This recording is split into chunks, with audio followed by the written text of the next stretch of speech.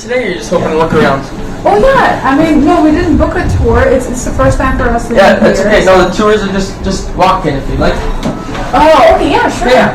So this is the St. Andrew's Rectory. Oh, okay. Built in 1854 by the stonemason Duncan. The original owner. This is one of her paintings, Eleanor Kennedy. So that's all the way back from 1866 that the house was built, and she has another painting back there, the Willow China. It was a very popular type of china to get back then. It's from Asia, originated, and it has a fun little story to tell on each plate. So in order for it to be considered Blue Willow china, there's a story that goes, there was a couple, it's kind of a Romeo-Juliet story. A couple where the father was very wealthy, and he had a daughter, and there was this working man, and they loved each other, but the father didn't want them together. So the story goes that they're running across the bridge in the photo, or in the artwork. You can see there's a small bridge by the river, and there's 3 people running across.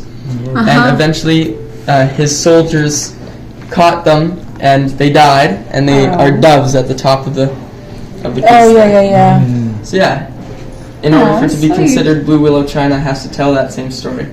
So it's a super today.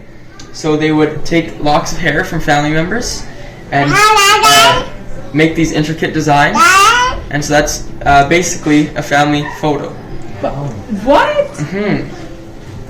Oh, okay. Yeah, it's quite a neat. Some information about our Métis people in the St. Andrews area.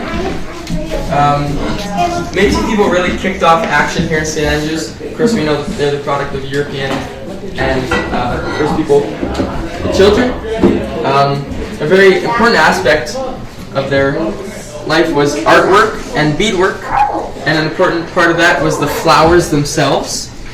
So different groups or different families would bead a flower, and that would be theirs. So when they'd meet with other people, you could tell where they're from and who their family is, just by the flower that they beaded onto their clothing. So that's a neat piece of information. Here is a Red River cartwheel. This is how back then a lot of cargo was moved around, would have been pulled by an oxen. They were made out of wood for the simple fact that if they broke, the material is very accessible to repair it. And these were never oiled or greased, so they were very creaky, and of course these people were going all across North America, so it was a loud and long ride for these guys. So that's a bit of information about the Métis people here. What the Europeans wanted was the beaver pelts, and that's because in Europe they had hunted their beavers to extinction, so they had no more beavers, and a piece they really wanted to make of these were the beaver pelt hats. Have you guys ever heard of like a Mad Hatter, or or Mad as a Hatter? So that was a phrase created because these hat makers, in order to remove the coarse layer of hair, they would use mercury and their teeth to pull it out. And so a lot of them, we know that doesn't mix well today, mercury, so they went mad. And then late fur trade, there was 2 prominent companies, the Northwest Trade Company and the Hudson's Bay Company. And in order to get a competitive advantage over the Northwest Trade Company, the Hudson's Bay Company introduced alcohol into the trade. So upon trading, the Hudson's Bay Company would give them a bit of alcohol so they would come back to them. And this strategy ended up helping them buy out the Northwest Trade Company. I think we need to read more. You know what to ask. Yeah, it's a lot of information to take in for sure.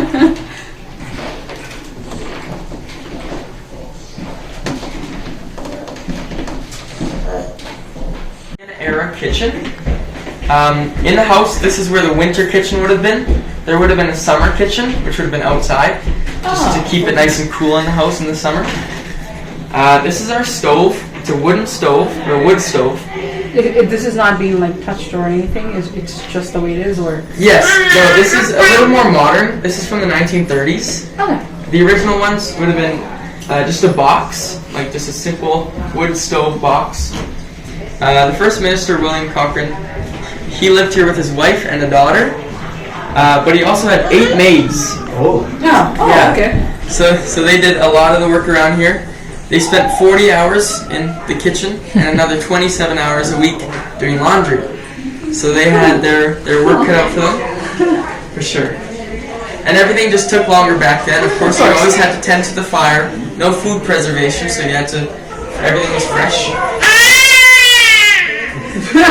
You like fresh food? Yeah, of course. So this is some of our cookware. Before European contact, the first peoples would have had clay, and after European contact, Europeans brought metal, copper, cast iron, and enamelware. And so that was what they would use to cook back then. What is this here? This is a butter churn. Along with this one, they're both butter churns. So to make butter from cream. Nice. Nice. And another big role that these maids would have had was the laundry. So there was a thing called Blue Monday, and this is when the women would do the laundry. And it's because they called it Blue Monday because the men of the house, they were working, but they had Sundays off, so they would go drink on Sunday, and the next day they'd be hungover, so they'd be sad and they'd be blue. So they called it Blue Monday. And yes, this is when the women had complete free roam of the house because the men were gone, and they would do the laundry. Another important thing that they did was iron. And this is when the original irons would have been heated on the wood stove. The first versions of this, they had metal handle, so it's very hot to the touch. So they changed this to be a wooden handle. But even the wooden handle had issues because after so many uses, it would break or it would burn off. Yeah, so they had to be replaced commonly. Any questions about the kitchen? The minister would have conducted a lot of his business, wrote sermons for the church and stuff like that. And although the business aspect back then was run by men, we do have a notable woman in this room, and that's Isabel Hunt. She was a Highland dancer. So here's two of her outfits. In 10 years of the Western Canada Games, she won 3 of them for her dancing abilities. So yeah, 2 of her outfits here. She grew up here in St. Andrews as well. 5 by Duncan McCrae and William Cochran. That stonemason, Duncan McCrae, as he was building it, he was on the roof and he fell off the roof 40 feet and he paralyzed himself. But what's interesting is I always get the question, if he paralyzed himself in 1945, how did he build all these others so that he could continue to keep a watch? Wow. Another neat piece we have is this smaller organ called a harmonium. This was walked from the St. Andrews Church to St. Thomas Church, which is about 5 kilometers down the road, with these rings and these poles. So they'd walk it all the way. And one day I guess they got sick and tired of walking it, and they decided let's put it on a boat. That shipwreck, which is super neat. Very interesting story. Yeah. And last piece we'll talk about is that stained glass window. It's from St. Stephen's Church. It's no longer here, it's got taken down. Okay. But before they took it down, they took out this beautiful stained glass window. And now we have it a part of our exhibit. So yeah, it's the last neat piece there. And that's it for the tour. Wow.